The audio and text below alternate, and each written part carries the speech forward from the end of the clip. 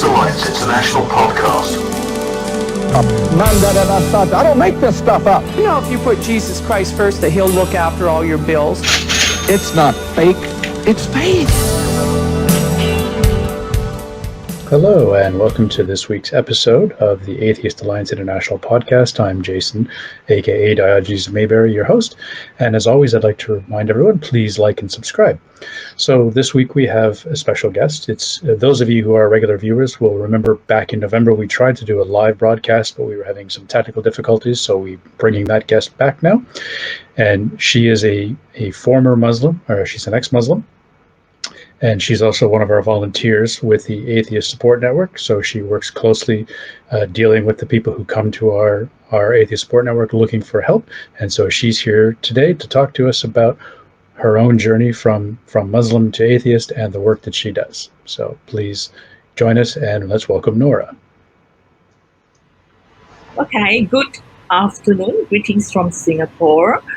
I'm Nora and I am the secretary of the Singapore Humanist Society. I have been involved with them since their inception. Just not even remember, and only quite recently I decided to take up the position with the ESCO committee to get myself more actively involved with the society. Basically, I am born as a Muslim, and I have moved away from the religion for a very long time, say more than 20 years then. I think I should start about my journey, how I become what I am today with the Singapore Humanists. I was born as a Muslim. I grew up, grew up as a Muslim. I was wearing the tudung when it was not fashion then. I go as usual for my religious classes, for the Quranic recitation class, and all these things is all required of a Muslim child. I think the change of me happened when I was nursing. I'm a registered nurse, right? So I went to nursing in 1980, School of Nursing, and the change happened when I witnessed, pain, abandonment, death, and that experience raised me a lot of questions about life and everything around me. I was still, I still go for my religious classes then. I went back to my teacher to seek answers, to get something from there. I have a lot of questions, and I went to her, the Ustaza. But what I get in return was the obsession with the kafir, the obsession with hell, and all these things. So I just don't understand why. I know. And then one day I came back. I saw this image of this a lady in white. It was I don't know. It was Mother Teresa then. I just saw this lady holding a dying person, giving water, and I liked what I saw, and it just resonated with my personal belief.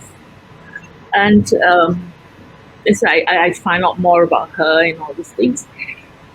So I brought this picture and I went to my religious teacher and I asked her, this lady, I know she's a Christian. She done all these things towards other people. So do you think she still will go to hell? And she said, yes. I said, why? Because she's not a Muslim. So it brings a lot of questions. So no matter how good you are, how much you've done good to humanity, and because you're not a Muslim, you go to hell? And she said, yes. So that was the start, where the doubts in me. Why is that so? Why you have this exclusiveness that only one group of people, deserve heaven and the rest are denied even though they are good, right?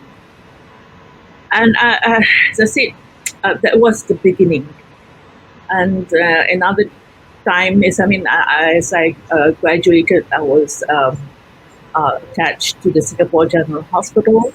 And over there is one of the oldest Hindu temple, the Mariamman temple. And I used to pass there. So one day I just stood by and watched the people who are doing the worshipping. I was more focused on the people, not at the idol. Because in my mind, I grew up, I was told that all these idol worshippers, they are stupid people, they are ignorant people because they are worshipping the idol. If we were to take the idol and throw it on the drain, the idol cannot come out by itself, and yet they still worship it. See how ignorant they are. But when I stood there and watched the people who were worshipping, I know they are not stupid people, they are not, ignorant people, they're intelligent people. They're doctors, they're professionals, educated people. They know that they're worshipping an idol, a stone, and yet they do it. So, and this question comes in: what did they see that I don't? They must have seen something. So I have this obsession of wanting to know what did they see. It just happened that I dated a Hindu guy. And I bring up the same question to him, why? So I think that was the beginning of my journey of discovery to find the answer why. I came from a monotheistic environment where you only worship one God. There's do not have an image, God do not have that. And I am suddenly exposed to this environment where there are millions of gods. Why is it so?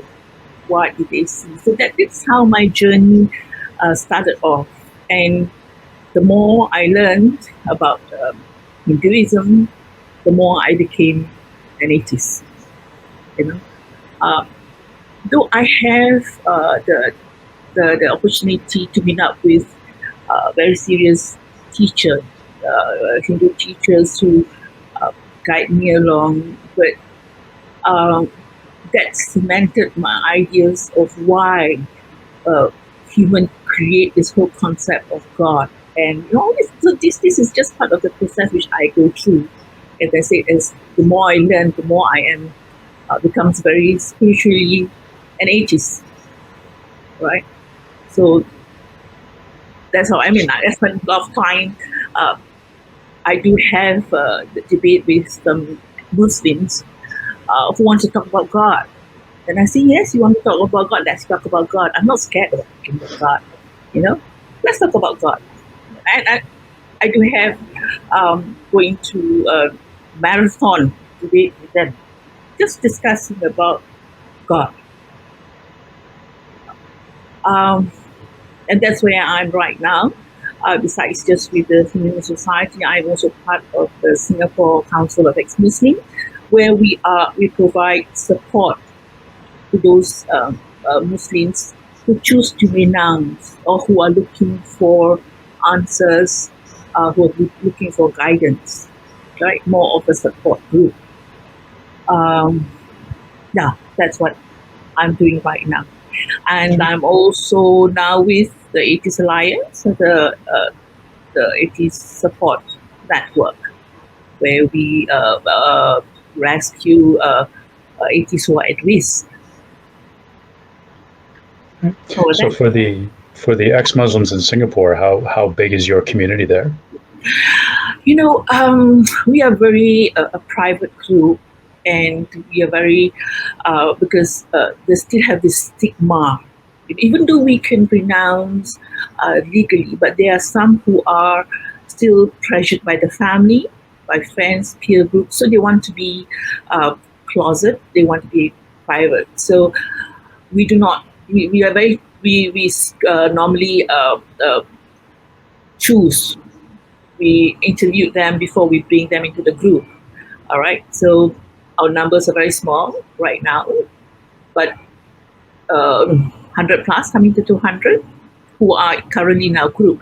But there are more out there who knows about us, but they have choose not to join us. Occasionally, we do have meetups, and they do join us for our private meetups. Yes, and we do have a lot of inquiries to our inbox.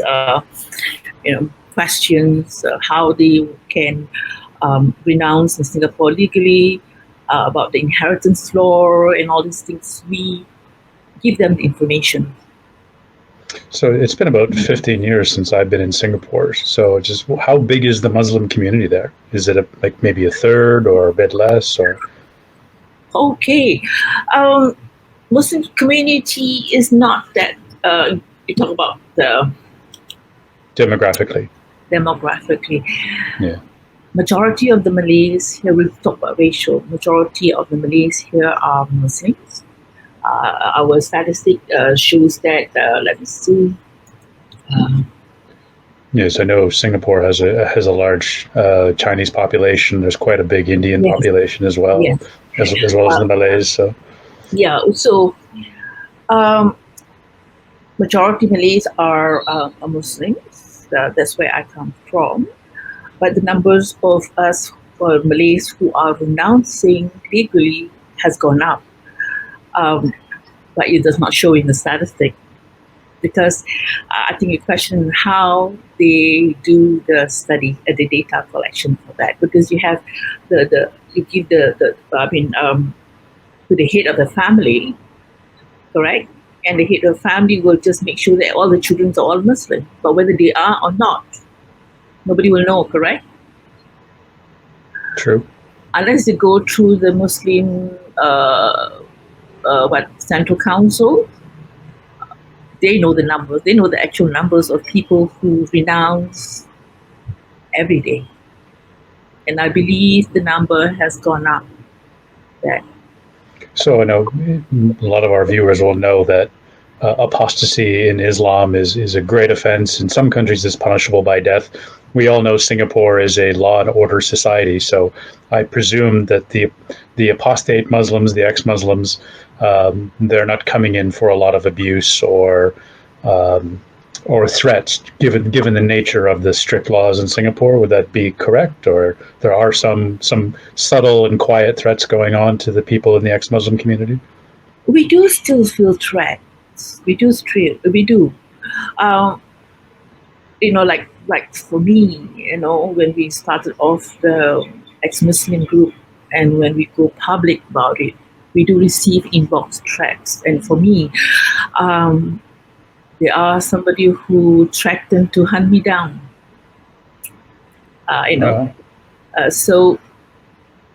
But we have a law which protects the right of our citizens to choose or not to choose a religion, or not to subscribe to any religion. That's what in our constitution. So I do have our members which went to the court to get a restraining order against their family who come to harass them. And the police protects you.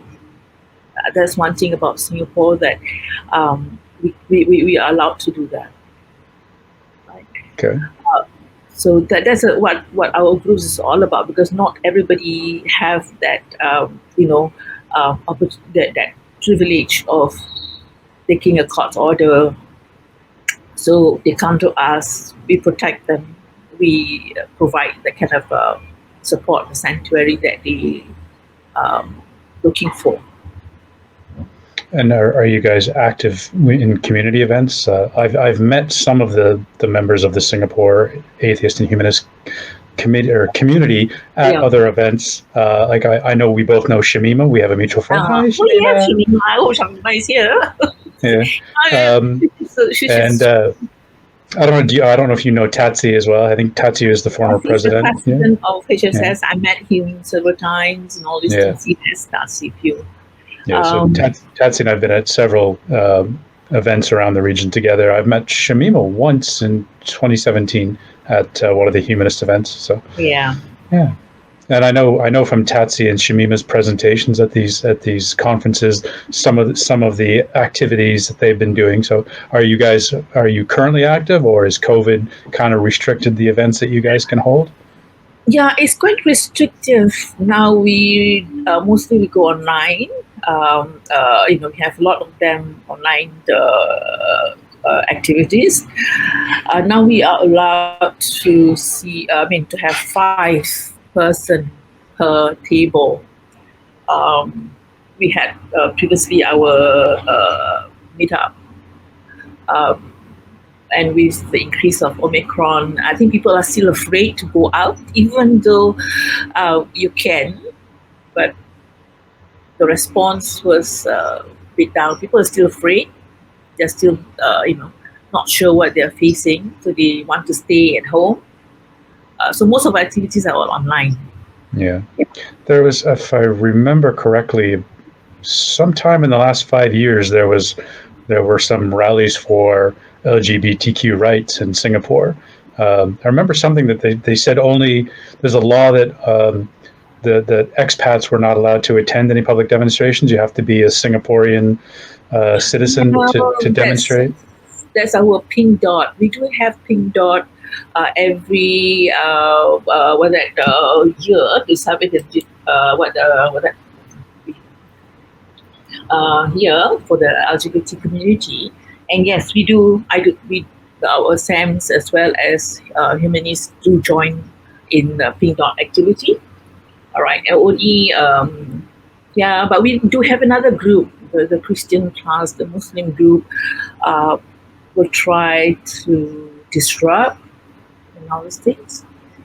And they make it strict. They say only Singaporeans are allowed to participate in this pink dot and all these things. I mean, Right.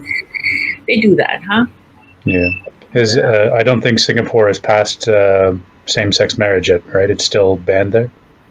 I would say banned. It's just that they doesn't want to talk about it.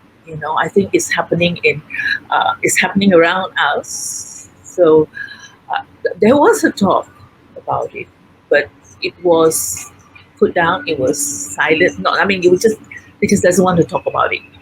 Right. So what other issues are you working with the humanist groups there? Any special projects you guys are dealing with? We are very much involved with the Interfaith group. We take part in because it being a multicultural and multi-religious society, and to make sure that we are harmonized with all the other religious faiths. So the government has what we call it the Interfaith talk. So humanists do take part in these talks, and we have a dialogue with all the other various faiths. And they're fairly open-minded to receiving your groups? Yes, we are. And the latest census that we have, the irreligious group are the second largest now in the population. Okay, that's a positive sign.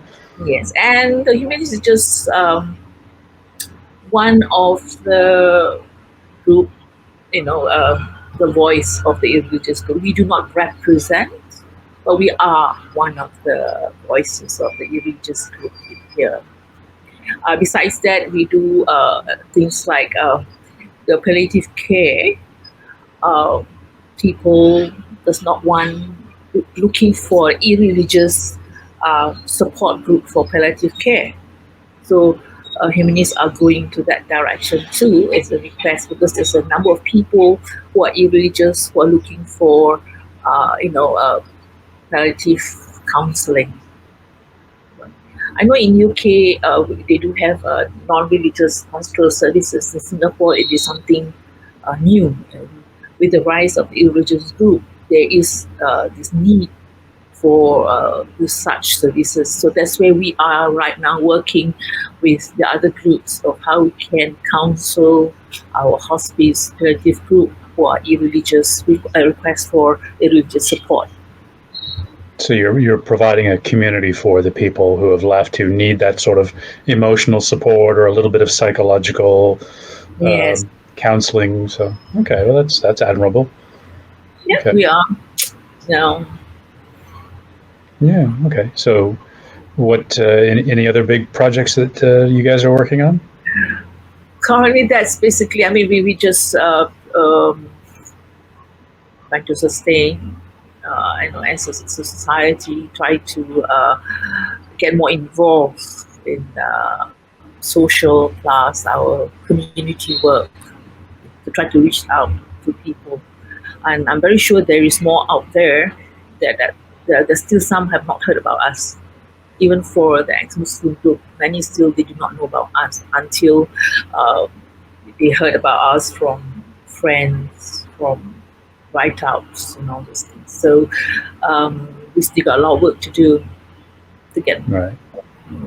So just to clarify for me and for our viewers, so the counseling and the interfaith, that's with the ex-Muslims or that's with the humanist group? Humanist group. The humanists, okay. Most of us ex-Muslim are part of the humanist group because, you see, within the ex-Muslim community, we have those who are Christians, those who are Hindus, Buddhists. So for the Christian ex-Muslim, they have the church as a background. For the Hindus and Buddhists, they have their own organization. So where do all of us who are irreligious go to? We go to the humanists, yes. All right. So we are diverse in our own way, but it is something, a common ground that brings us together as a support, which is most of us are from the Islamic faith. Yeah, so our regular viewers will know we had Steven Pinker on a couple weeks ago, and I mentioned as well, I mention it frequently as it comes up, that Steven Pinker has a very good quote in his book, Enlightenment Now, where he talks about how societies tend to converge on humanism. So it's good to see that you guys are coming together there in Singapore in the same fashion. So, and you said you're the second largest demographic, so hopefully within the next 5-10 years you'll be the biggest demographic there. I wouldn't want to mention. I mean, then it will become a threat to some. You see, we don't want to be a threat. No, I don't think humanism's not really a threat. I mean, if your numbers are growing and they're declining, then they wouldn't be a big threat.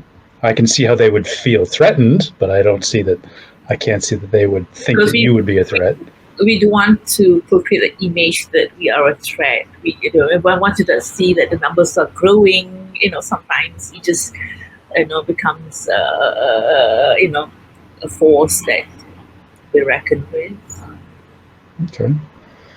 Just like we have in Malaysia, we know the number of those who are questioning, who are actually closet Muslims, are high. But they don't want to tell the numbers, because once you start telling them the numbers, it becomes a threat to some. And they're doing the crackdown. Yeah. But why would the Singaporean government find that humanist growing would be a threat? I mean, humanists aren't exactly militant.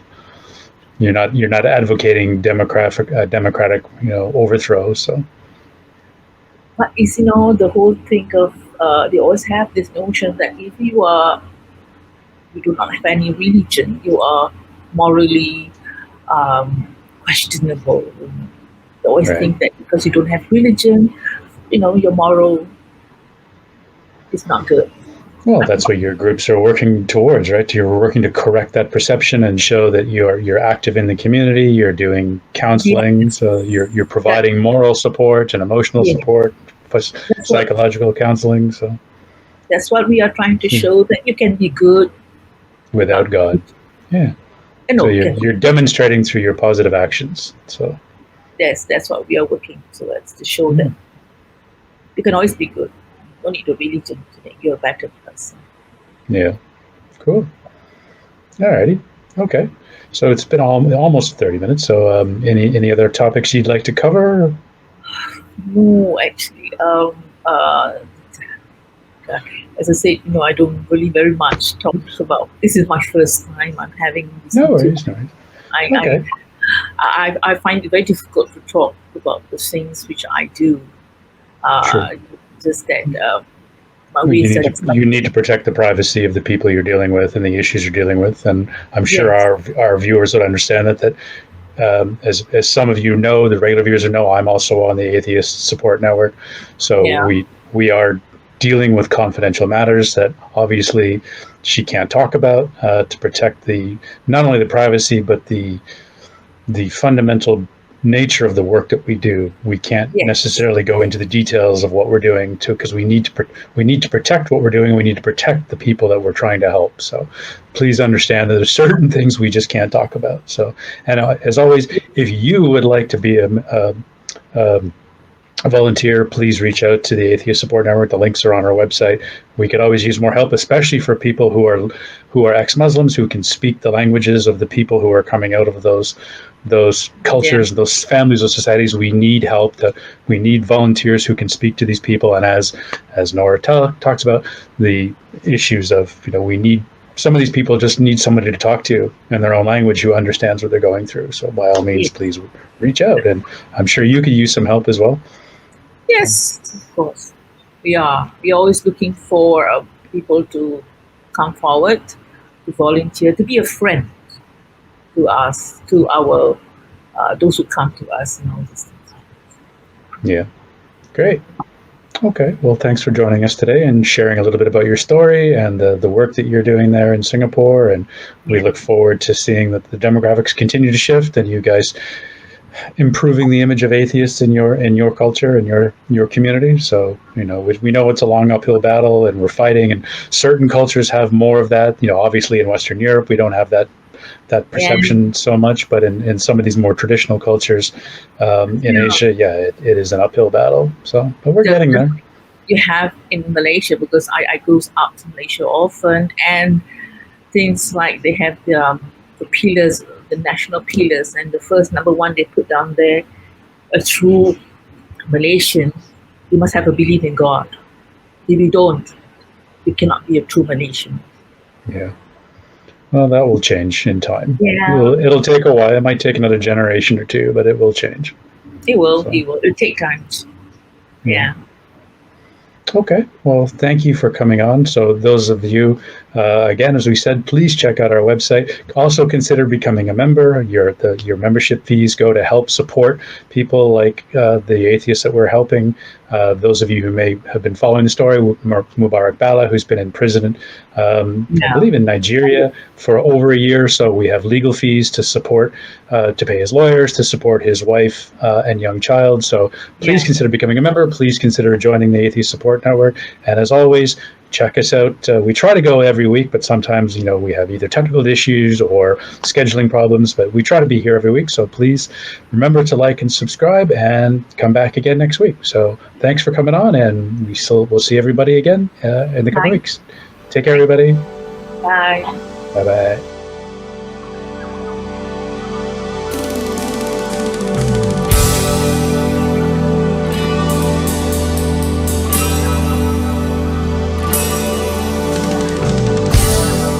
Okay, thanks for listening, and don't forget we're on YouTube, so follow us on YouTube. Just search for Atheist Alliance International and please subscribe and hit that notification bell. We're also on all of your favourite podcast platforms, so make sure that you follow us on there as well.